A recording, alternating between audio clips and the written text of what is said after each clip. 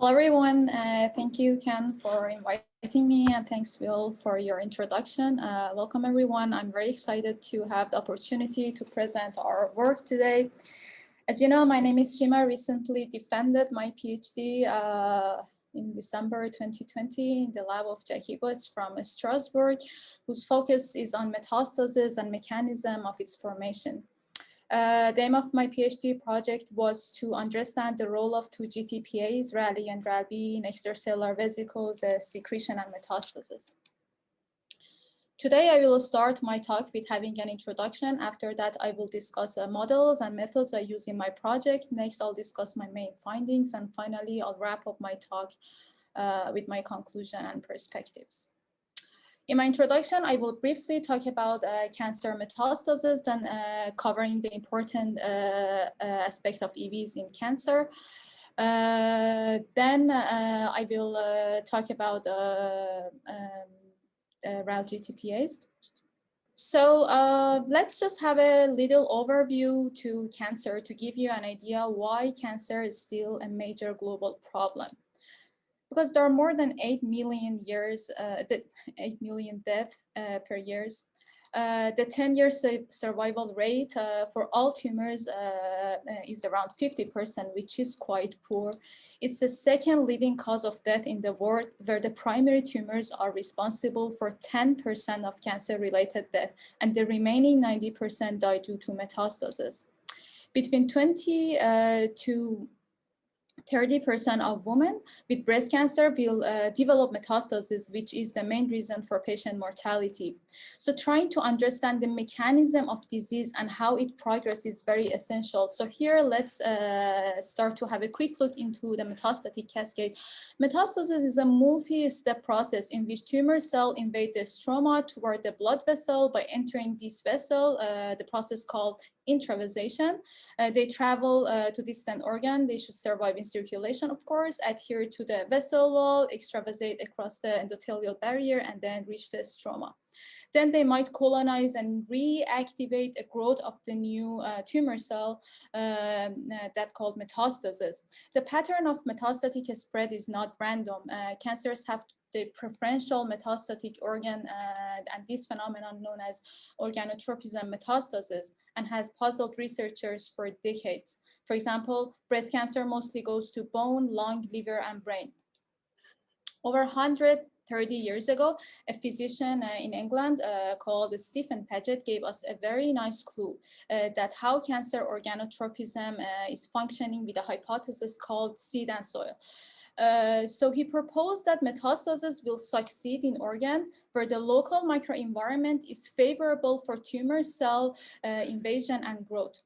During the last decade, also another new concept emerged. Several papers showed that before the arrival of the tumor cell to the future metastatic site, a tumor cell-free microenvironment in the future metastatic site primed by factors secreted from primary tumor, creating this so-called pre-metastatic niche, which is a favorable microenvironment for successful metastasis of the tumor cell.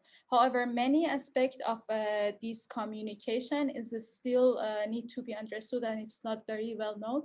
But recently, many scientists have shown in addition to the solute factors, tumor EV can also induce a modification of microenvironment in the organ distance from the primary tumor by creating this pre-metastatic niche where the growth of the tumor cell that arrives subsequently will be favored.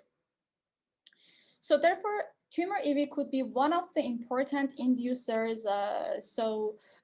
If we can say tumor cell are seed and metastatic organ is soil, then circulating EV released from the tumor cell could be seen as fertilizers. So now the question is, what do they contain? Where do they go? So in the next slide, we have a closer look into the role of EVs in cancer.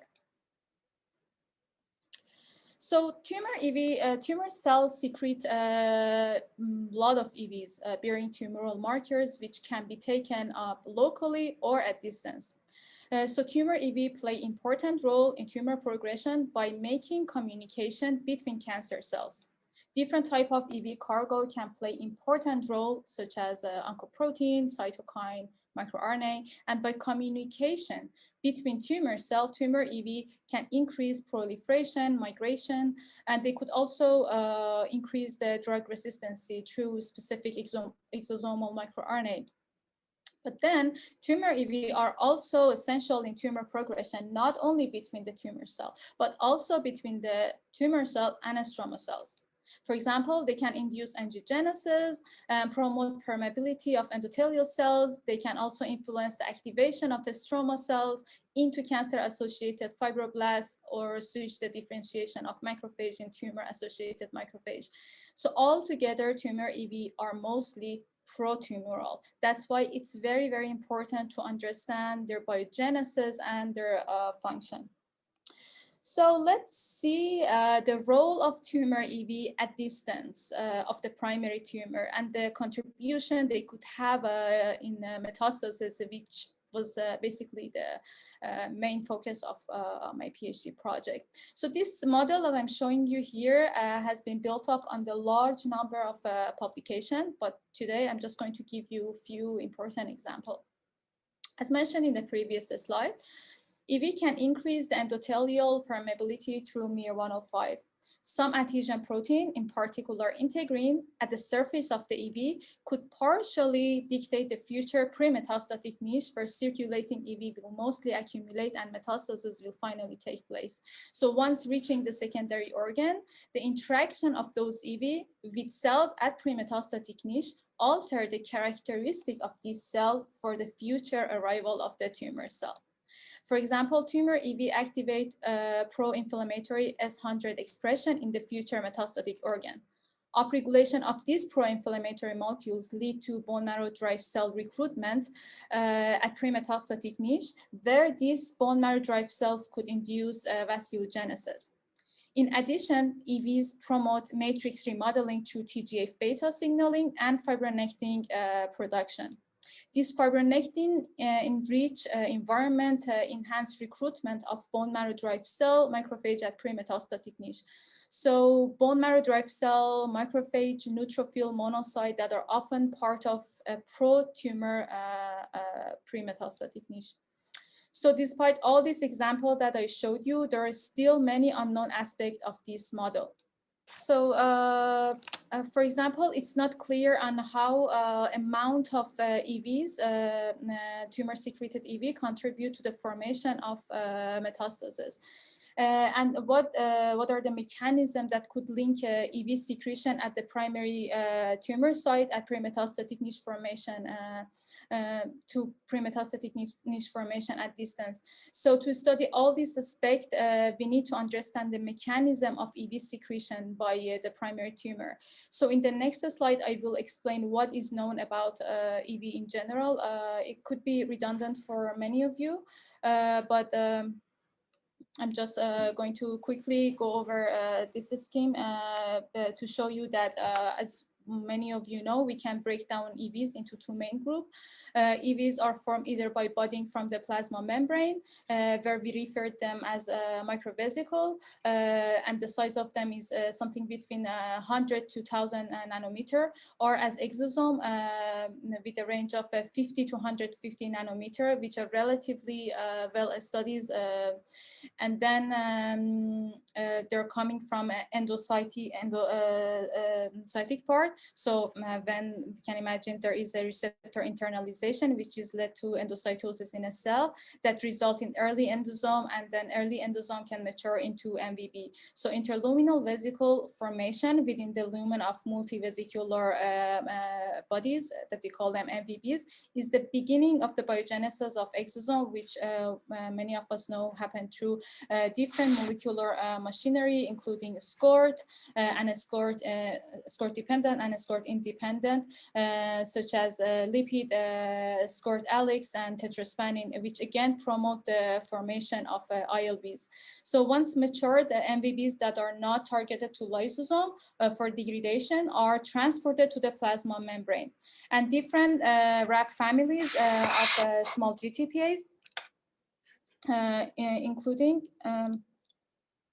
Okay, sorry, different RAB family, such as RAB 27A or RAB 27B, were shown to allow mobility and docking of MVBs to the plasma membrane. And then when MVB fuse with the plasma membrane, then it released the ILV, and then after that, we call these ILVs exosome. So since there is a heterogeneity in EV population, we can't purify EV we can't purify EV subtype to 100% homogeneity. So we having this in mind, for the purpose of this talk, I'm just going to call everything EVs from now on, unless I'm directly addressing the mechanism of exosomal biogenesis in MVB, then I will use the term of exosomes. So a few years ago in our team, we identified a small GTPase called RAL as a regulator of exosome secretion in C. elegans. We originally observed that RAL1 controlled exosome secretion by acting on MVB biogenesis. And then we also showed RAL1 is involved in fusion of MVB with the plasma membrane. So this was basically the base of my project, where I built my PhD on top of that. Importantly, RAL1 has two ortholog in mammals, RalA and RalB, which function downstream of RAS and control multiple effectors acting in various aspects of cell biology, including proliferation, migration, or secretion. In both human and mice, RalA and RalB are overexpressed and overactivated in various cancer type, regardless of their RAS mutation. And several studies performed in mice shown that loss of RAL expression indeed in tumor cell lead to decrease in tumor growth or metastasis. Therefore, we wondered whether exosomes secreted by RAL-dependent mechanism contribute to metastasis or not. So to answer these questions, we decided to address several questions. So first, we wanted to know how do RalA and RalB control exosome secretion. Then we wanted to know how do RalA and RalB affect lung metastasis. And finally, we wondered how RalA and RalB control pro-metastatic function of the EVs. So let's have a quick look in how the methods and model what was the methods and models that I used in my project to study extracellular vesicles. So for EV isolation, we used differential ultracentrifugation in all my in vitro experiment, but then we decided to use SEC to prevent EV aggregation, which is very important in our hand to have the safe injection of EVs into mice. So we use SEC. And then characterization of EVs, many of you know, after isolation is very important because we want to have a pure isolation and of course the absence of contamination. So we used NTA to confirm the presence, size and concentration of EVs in the preparation. And then for molecular, and then we also used electron microscopy to have the high resolution image demonstrating the morphology of EV, which is also important. And then for molecular characterization, we use Western blot and other various omic approaches such as mass spec, lipidomic, and etc. So in my project, we used a mouse mammary tumor cell line 41 as a model of aggressive cancer mimicking human triple negative breast cancer. This cell line is easily transplanted and grow in an anatomically correct site, and it's also highly metastatic to organ that is also affected in human breast cancer. I also use syngenic mice, BALB-C, which is a perfect model to follow the growth of the primary tumor and the formation of metastasis in relevant organ and in immunocompetent context.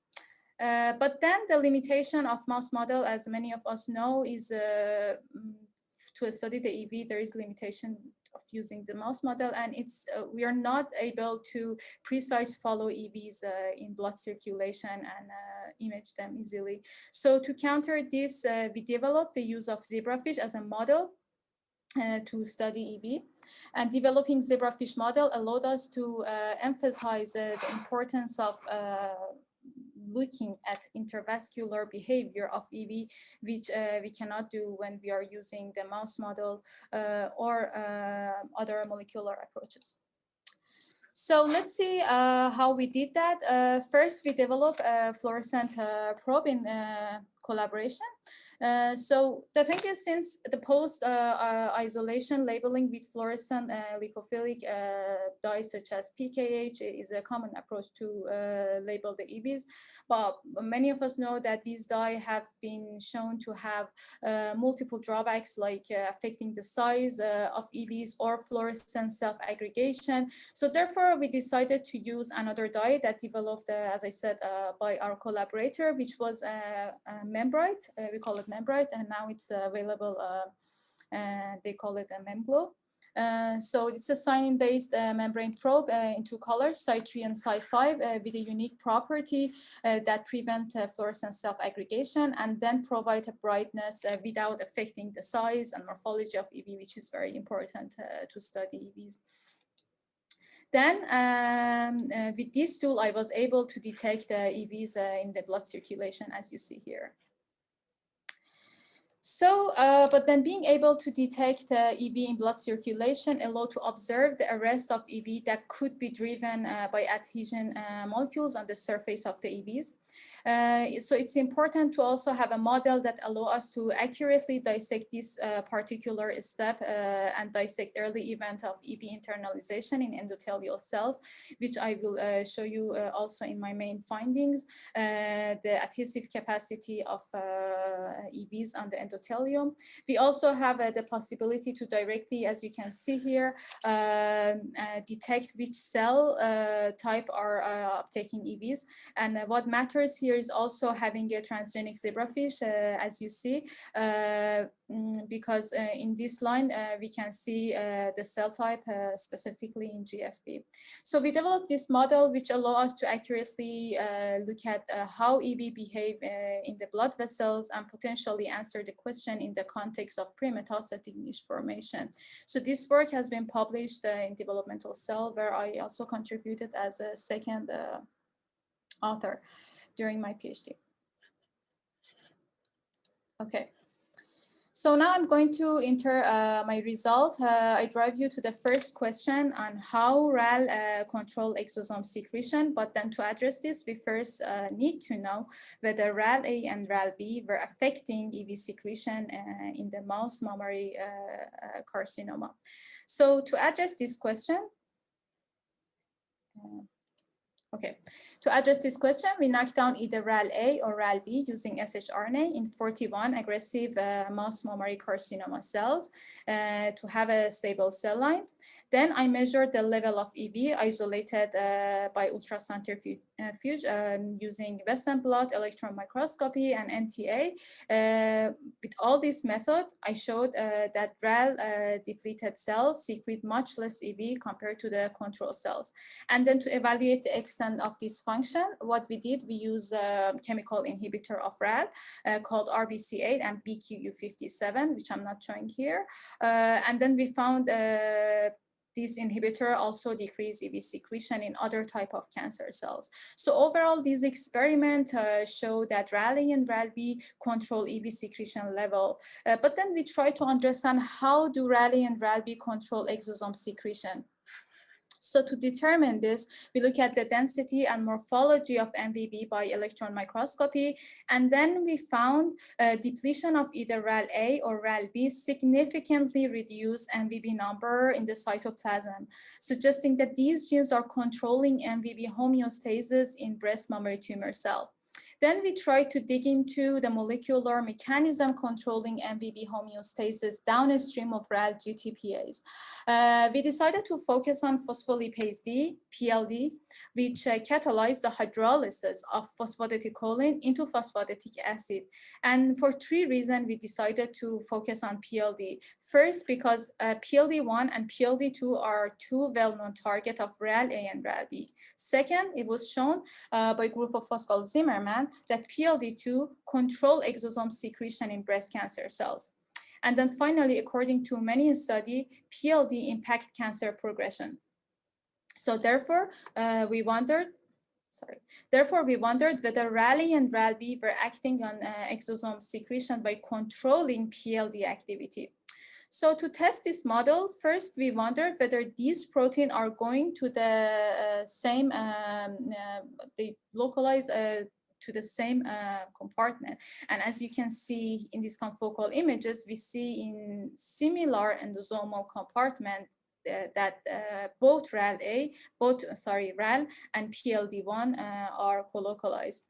Then I wondered whether PLD1 and PLD2 affect EV secretion in 41 cells, and then we decided to use the specific chemical inhibitors, and I showed inhibition of either PLD1 or inhibition of PLD2 reduce the EV secretion level in 41 cells.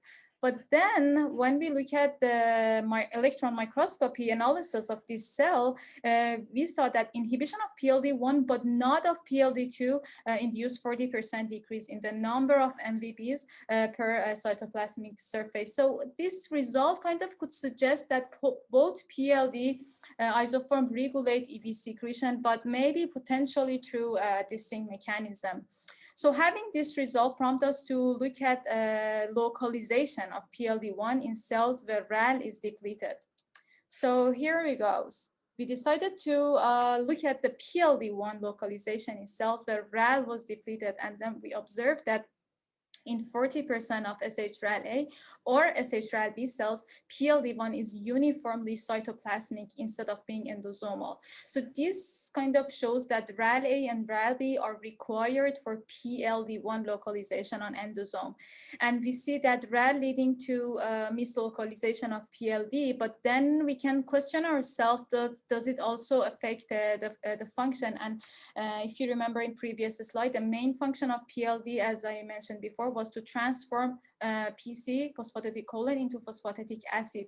So to know if RAL is affecting the PLD, the function of PLD, we checked the PC to PA ratio by lipidomic, and then we found the depletion of RalA and RalB significantly reduced this ratio of secreted EVs. So what I showed so far has been summarized in this model. As you can see, RalA and RalB control PLD1 localization on MBB, which is required for local PA accumulation. This further implies that PLD's main product, PA, phosphatidic acid, play a crucial role in MBB homeostasis and ultimately exosome secretion. So having identified RalA and RalB as important regulator of EV secretion in breast cancer cells, next we wondered whether this function could impact metastasis. So then our second main question was, how do RalA and RalB affect lung metastasis? So what we did first, we decided to analyze the public database to interrogate a potential correlation between RalA and RalB expression level and metastatic progression.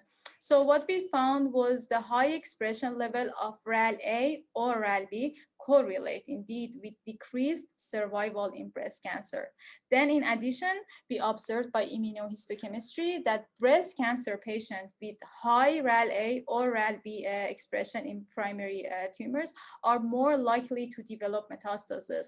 So having all these results really encourage us to investigate in depth the role of RalA and RalB in mice. So what we did here was we used the orthotopic tumor cell injection in syngeneic mice model, and then I showed that RalA and RalB depletion differentially impact primary tumors.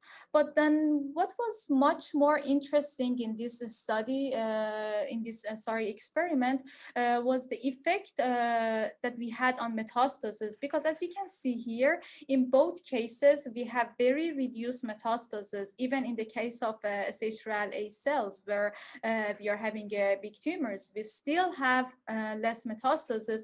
So to understand how RAL can affect metastasis, we tested different EV-independent process. So for example, we check the effect of RAL on cell migration, proliferation on this cell here. To check the proliferation in vivo, we stained primary tumors with anti-Ki67 antibody, and then we observe the proliferation rate increase in vivo in the absence of RalA. We also performed the in vitro invasion assay in collaboration, and then we observed again no effect of RalA or RalB expression level on motility potential of 41 cells. So it's not migration, it's not proliferation that can explain the decrease in metastasis. So what could be? So naturally, because I showed you that RAL control EV secretion, we wondered whether these EV could explain the metastatic defect that we observed. So therefore, we directly decided to assess the role of 41 EVs in priming lung metastatic niche in vivo. So what we did, by repeating injection of tumor EVs before injecting the 41 luciferase cells, we observed that control EVs significantly increased the lung metastasis when we compared to the PBS. But in contrast, priming the lung of mice with a similar number of EVs coming from RAL depleted cells did not promote metastasis. So, but then we decided to unravel why EVs that are coming from RAL depleted cells are unable to promote metastasis. So this was a very important question for us. And then we decided to do this experiment, which was one of my favorite experiment during my PhD. So what we did here, we decided to determine the capacity of our EVs to see if whether they efficiently reach and seed the lung. And then what we did, we tracked the dissemination of fluorescently labeled EVs that were injected in the blood circulation of bulb C mice. And 1 hour after injection of what we observed was 41 EVs mostly accumulate in the lung. Importantly, the EVs that were coming from RAL depleted cell are not efficiently reach the lung here. So even though we injected the exact same number of EV in all conditions. So we also checked here the lung sections with confocal microscopy and observed more EVs in the such a control condition. Then, through a careful analysis of cell type that internalized EV in this condition, we observed 41 EVs mostly accumulating in endothelial cell, macrophage, and fibroblast of the lung parenchyma. Then what we also did, we used 2 complementary models that allowed us to carefully track EVs and assess early event of EV internalization in endothelial cells. So we decided to use microfluid. We found that internalization of 41 EVs within endothelial cells decreased after 1 hour when they originate from RAL depleted cells. Similarly, upon tracking of fluorescent EV that we injected in the circulation of transgenic zebrafish embryo that express GFP in the endothelium, as you can see here, we also observed that endothelial arrest of EVs coming from RAL knockdown cells is significantly hampered. So suggesting that RAL knockdown reduced the adhesive property of EVs maybe to the endothelium. So this could kind of establish a link with their less efficient accumulation in the mouse lung.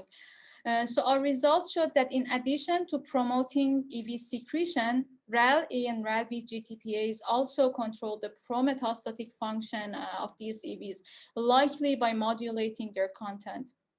So then our last main question was how RalA and RalB control pro-metastatic function of EVs. So to address this question, what we decided to do, we decided to analyze the protein content of 41 EVs by mass spec. So the proteome of EV secreted by RalA and RalB did not show major differences, but instead, and very interestingly, a small proportion of proteins show differential expression level. For example, there were 5 proteins that shown to be overexpressed in control EVs compared to EVs coming from RAL depleted cells. So we verified the expression level of some of these proteins by Western blot. And among this protein, we decided to focus on CD146 because it's an adhesion receptor that's overexpressed in many cancers and promote cell adhesion and invasion in many cancers, including breast cancer. So we hypothesized that these interesting molecules may be, at least in part, be responsible for seeding potential defect that we observed with EVs coming from RAL depleted cells. So to test this hypothesis, we treated 41 EVs with anti-mouse CD146 blocking antibody before we injected into zebrafish or mouse circulation. So EVs pre-treated with CD146 blocking antibody were not efficiently arrest on endothelial wall of zebrafish embryo and inefficiently reach lung in our mouse model. Therefore, inhibition of CD146 explain why EV that are coming from RAL knockdown cells with reduced level of CD146 reach the lung less efficiently. So here by blocking of CD146, I kind of affect the internalization of EVs on endothelial cells and its accumulation in the lung. So to link our experiment on RAL and this experiment, we wondered whether blocking of CD146 could affect the capacity of tumor EV to promote formation of metastasis. So to address these questions, we performed the same type of experiment that I show you with EVs isolated from RAL depleted cells, where we first injected tumor EVs, then we inject tumor cell expressing luciferase, follow the growth of metastasis over time.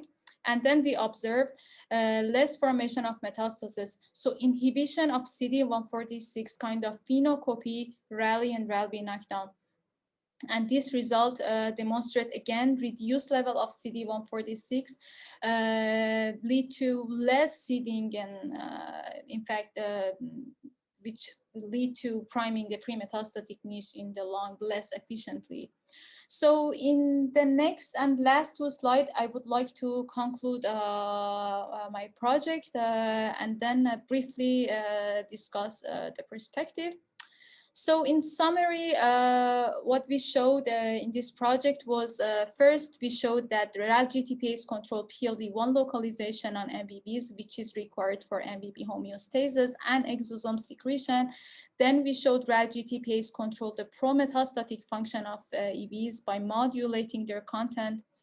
And then we showed finally, that the RalGTPase promotes secretion of CD146 enriched EVs. So, of course, this is not the end of the story. We just got to the interesting part where we have still lots of questions that we have and many things that we would like to answer. For example, we still would like to know, and we still need to understand how long change after priming with 41 EVs. To address this question, of course, we should check the composition of pre-metastatic niche compared to the normal lung, such as immune cells, ECM component, stroma, endothelial cells, since it has been shown that they have a key role in pre-metastatic niche formation.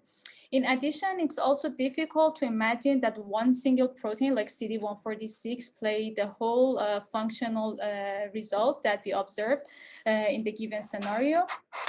So that's why it's also important to carefully study the functional role of other proteins that I found in my mass spec, such as CLIC4, GlyPican-4. So studying this protein in our pro-metastatic EVs could be also interesting and important.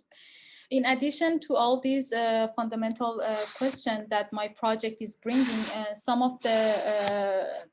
of my main findings could have more direct implication. For instance, we found that RAL are presenting in EVs from 41 tumor cells. In addition, we also detected RalA and RalB in EVs from blood samples of 41 tumor-bearing mice.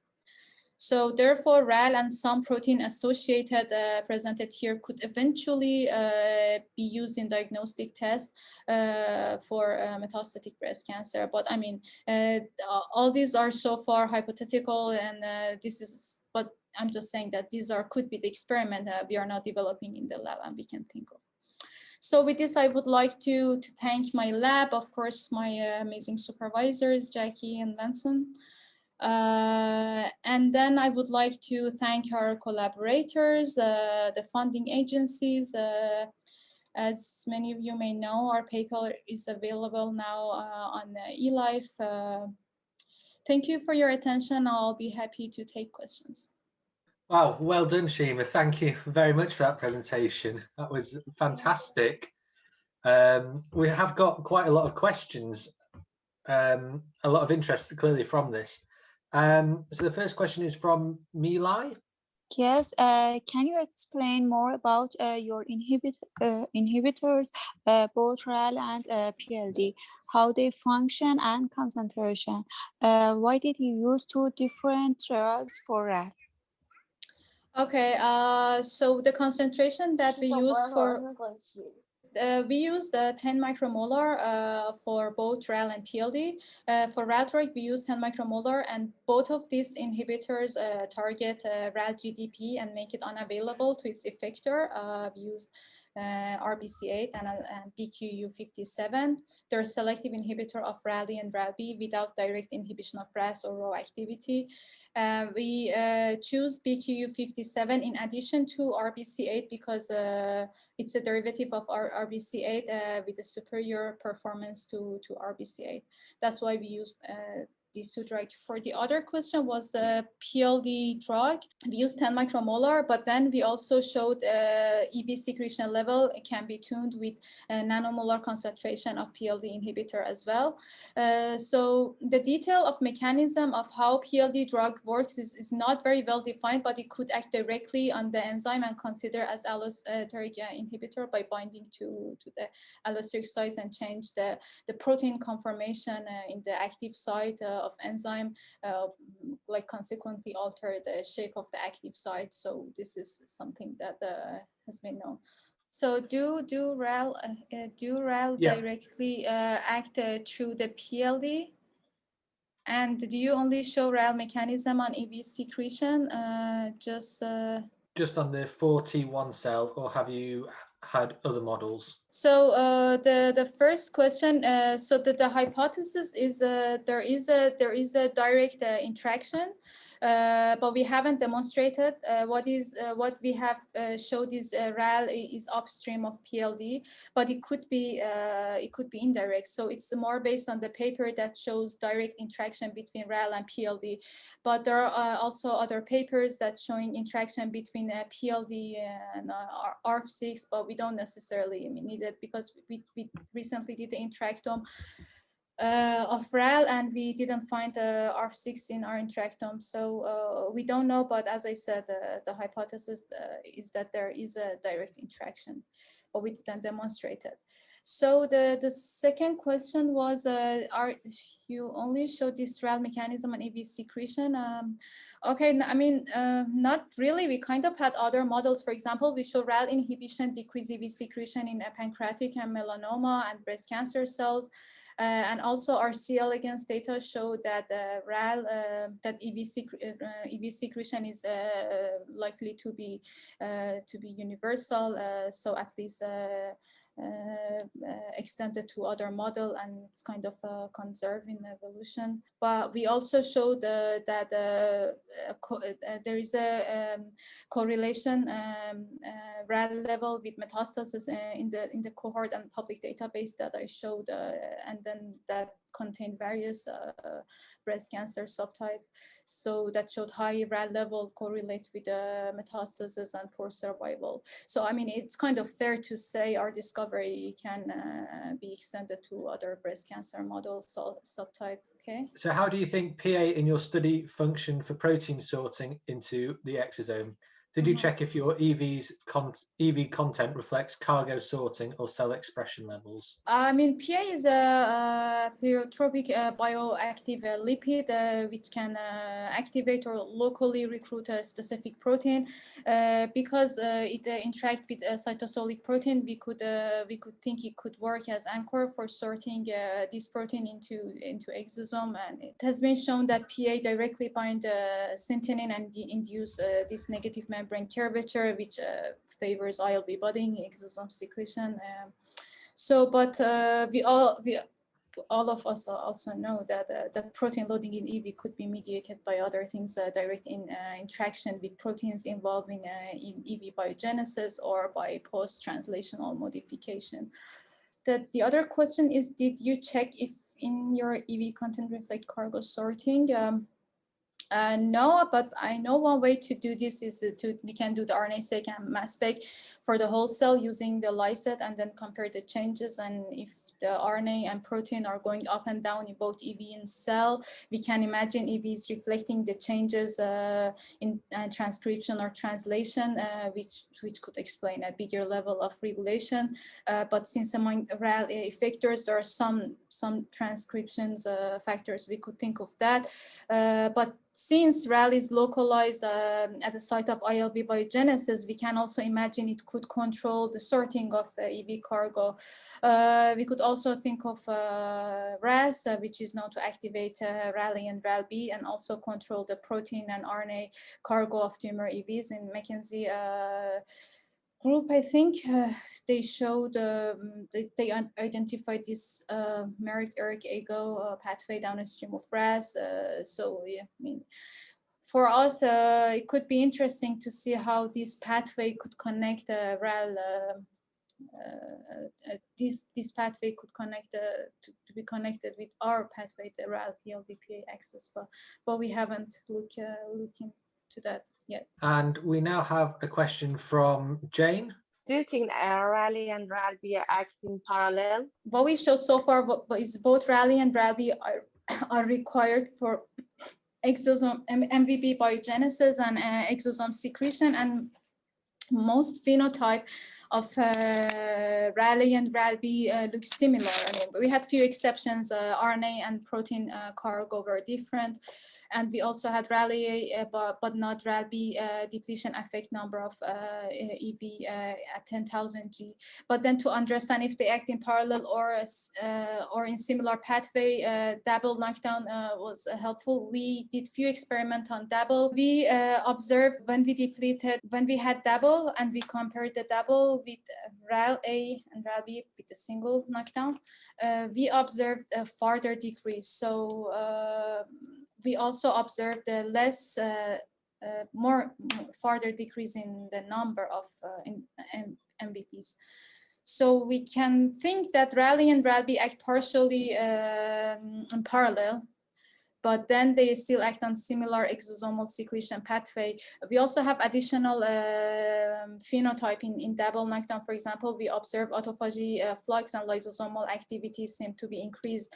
And then in the double knockdown, and also co-localization of endosomal marker, such as I think it was CD63 and LAMP1. But then at the end, understanding how exactly RalA and RalB cooperate in exosome secretion and function, and this all this vesicular trafficking really need to have a deeper analysis. I mean, for now, it's not really possible to claim any definite conclusion, I would say. But we are doing some other experiment on double knockdown. We are doing a mass spec on double knockdown now. But we also, I mean, we are just going to send our sample, I think this week, next week. And then we also trying to evaluate the capacity of EVs from double knockdown to reach lung. So doing this priming experiment with double, this is something where it started. So, but then, as I said, for now we don't have a definite conclusion. These are some really good questions that we're getting. Yeah, hi. I wanted to know, why did you choose to study exosome, not MVs? And if you can think of the possible relationship between RAL and MVs. For 3 reasons, we decided to do that. Because we had in our C. elegans data, we had a defect in exosome secretion. We also had a strong MVB phenotype we observed after RAL depletion.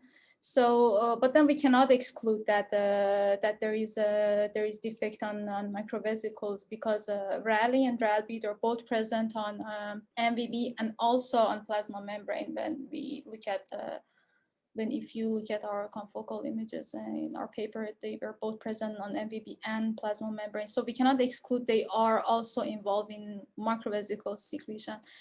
So far, analysis of isolated EV in 10,000 G, which we believe that usually contain larger EV potentially coming from the plasma membrane. We showed a decrease in EV secretion for RalA, but not for RalB knockdown. But we didn't dig into that more than this.